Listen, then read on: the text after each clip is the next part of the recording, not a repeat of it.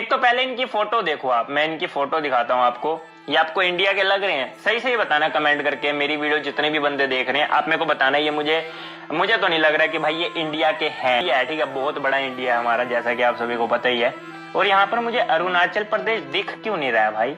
ये रहा कोने में अरुणाचल प्रदेश, इसके ऊपर भी चाइनीज सिटीज हैं, साइड में भी चाइनीज, मतलब ये चाइना वालों का ही है, एक तरह से उन्हीं के साथ ही है। The entire northeastern people continues to vent anger against the YouTuber with the name Paras Official Channel. कर रहा हूँ, मैं मानता हूँ मेरी गलती है, अब इससे ज़्यादा मैं क्या करूँ।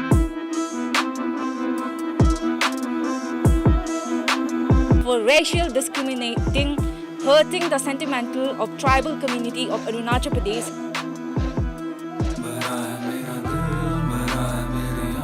Disrespecting and disregarding the national map of India.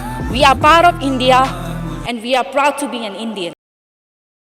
Hey guys, what's up. तो क्या हाल चाल है तुम सब? क्या हो, जैसे भी हो बढ़िया हो। तो मैं तुम्हें शुरू से बताता हूँ, तुम में से बहुत को नहीं पता होगा। तो देयर इज़ अ यूट्यूबर जिसका नाम है पारस ऑफिशियल, मतलब यूट्यूब का नाम है, असली नाम है पारस सिंह। सो उसका एक गेमिंग चैनल है जिसमें वो मोस्टली पबजी के बारे में ही चीज़ें डालता रहता है। जैसे कि सबको पता है कि बैटल ग्राउंड वापस आ चुकी है, मतलब आई नहीं है, अभी रजिस्ट्रेशन चल रही है और वापस जल्दी आएगी।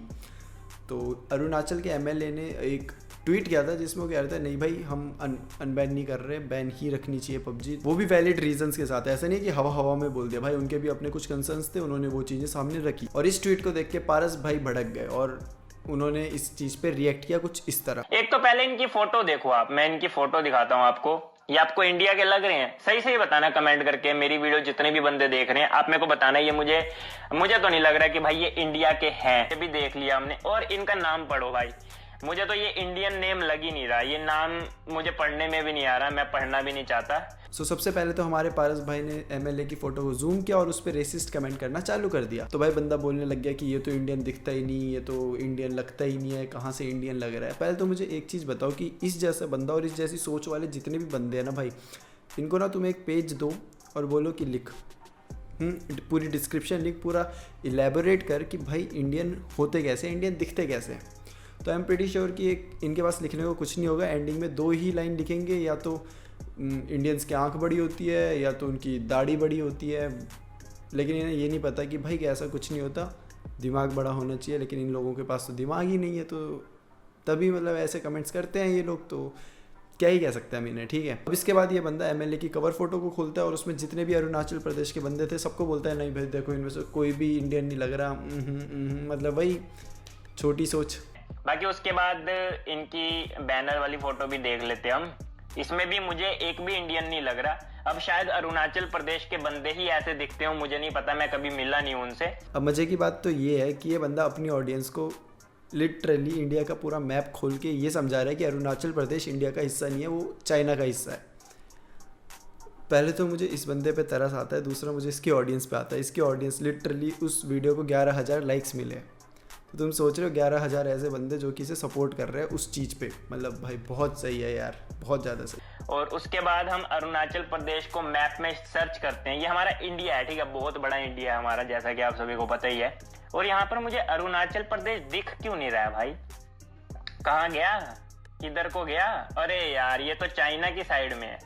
ओ हो, ये रहा कोने में अरुणाचल प्रदेश, इसके ऊपर भी चाइनीज सिटीज हैं, साइड में भी चाइनीज, मतलब ये चाइना वालों का ही है, एक तरह से उन्हीं के साथ ही है, हल्का फुल्का टच होता है। देखो हमारे पेरेंट्स जो है ये गेम्स इन सब के अगेंस्ट में पता क्यों होते हैं? क्योंकि उनका बड़ा वैलिड और नॉर्मल सा एक कारण होता है।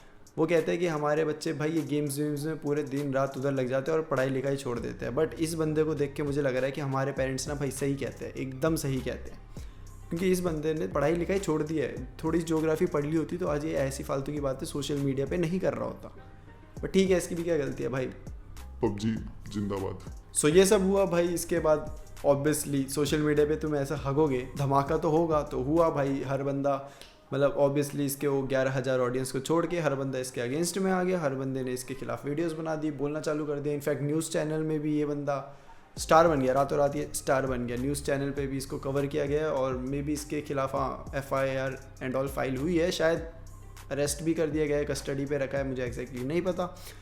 बट मज़े की बात यह है कि ये सब हो जाने के बाद बंदे ने निकाली एक अपॉलॉजी वीडियो जो कि कहीं से भी रियल नहीं थी। भाई मतलब तुम अपॉलॉजी वीडियो में सैमसंग का खानदान क्यों डाल रहे हो? क्योंकि तुम्हें पता है ये सब डालने से तुम्हें व्यूज़ ज़्यादा आएंगे, ये सब जितने भी नाम यूज़ करने से व्यूज़। अपॉलॉजी वीडियो में भाई को व्यूज़ चाहिए भाई, ओके ठीक है भाई ठीक है, कंटेंट क्रिएटर है यार, हर जगह कंटेंट तो निकालेगा ना। फिर उसके बाद ये भी काम नहीं आया ऑब्वियसली। भाई इतनी बेवकूफ़ जनता नहीं है इंडिया की, ठीक है, कि तुम एक अपॉलॉजी वीडियो निकालोगे, नीचे ऐसे फालतू की चीज़ें करोगे और तुम सोचोगे सामने वाले को ये रियल लगेगा।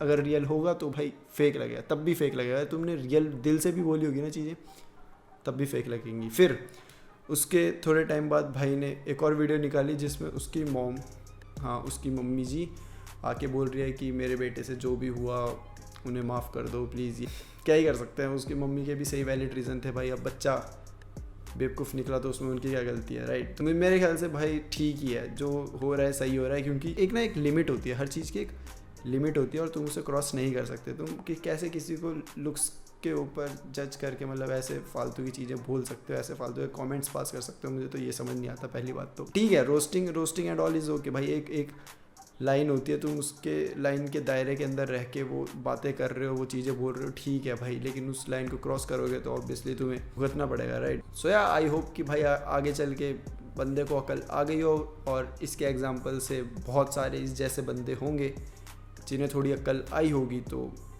सही है, जो भी हो रहा है भाई सही हो रहा है। बस आई गेस इतना ही है आज के लिए, फिर हम मिलते हैं किसी और टॉपिक के साथ, तब तक के लिए bye bye and take care.